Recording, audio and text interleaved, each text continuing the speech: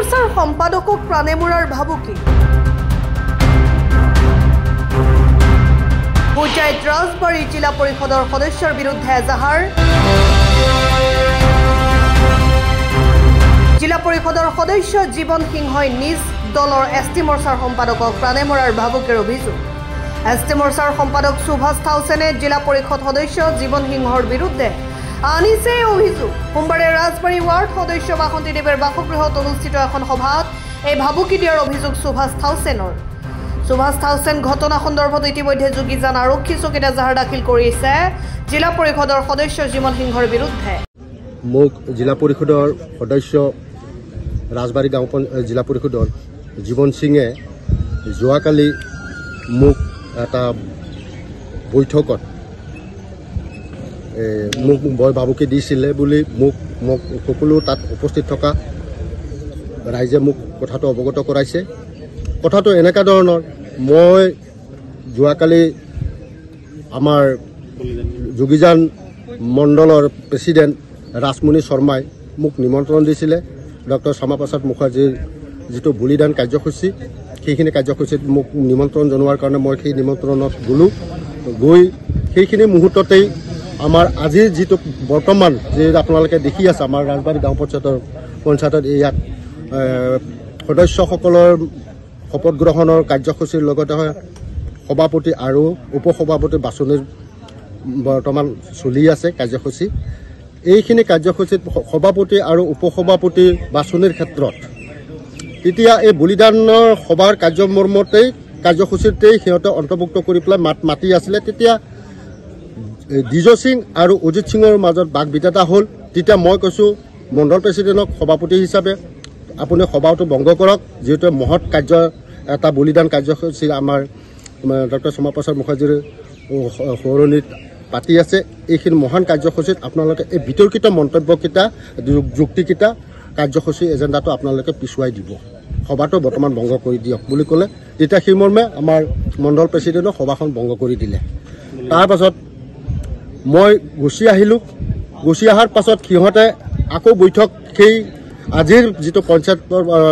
সদস্যসকলক লৈ সভাপতি বাছনিৰ প্ৰক্ৰিয়াটোৰ কাৰণে সিহঁতে আকৌ বৈঠক বহিল বুলি মই শুনিছোঁ সেই বৈঠকত মই নগ'লোঁ মই ঘৰত মোৱা হৈ আহি ল'লোঁ তেতিয়া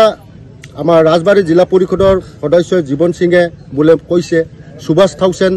বুলি কোৱা ল'ৰাটোৰ চেহেৰাটো মই এবাৰ চাব লাগিছিলে সুভাষ থাউচেন কোৰ সুভাষ থাউচেনৰ চেহেৰাটো মই এবাৰ চাব লাগিছিলে তাক মই পালে থপুৰিয়াই মাৰি পেলাম বুলি কৈ পেলাই মোক মানে ধমকি ভাবুকি মাৰি দিছে সেই সংক্ৰান্তত মই ৰাতিতেই মণ্ডল প্ৰেছিডেণ্টক মই ফোন কৰিলোঁ আৰু আমাৰ ভাতৃপ্ৰতিম পৰিমল বিশ্বাসকো মই যোগাযোগ কৰিলোঁ কথাটো সত্য নেকি কোৱাটো পাছত হয় সত্যৰ দ্বাৰা কথাটো কোৱাটো তেনেকুৱাটো ক'ব নালাগিছিলে কিন্তু সেই কথাটো কোৱাটো আমিও মানা কৰিছোঁ চবো মানা কৰিছে কিন্তু তেনেধৰণৰ বাক্যটো সেই প্ৰকাশ কৰিব নালাগিছিলে বুলি ক'লে তেতিয়া সেই মুহূৰ্তত মই লগে লগে আকৌ মণ্ডল প্ৰেছিডেণ্টক ফোন কৰিলোঁ তোমাক 10 মিনিট সময় দিছে 10 মিনিটৰ ভিতৰত যদি তুমি এইটো যদি কথাটো সমাধা কৰি নিদিয়ে মই কিন্তু বেলেগ ভূমিকা ল'ম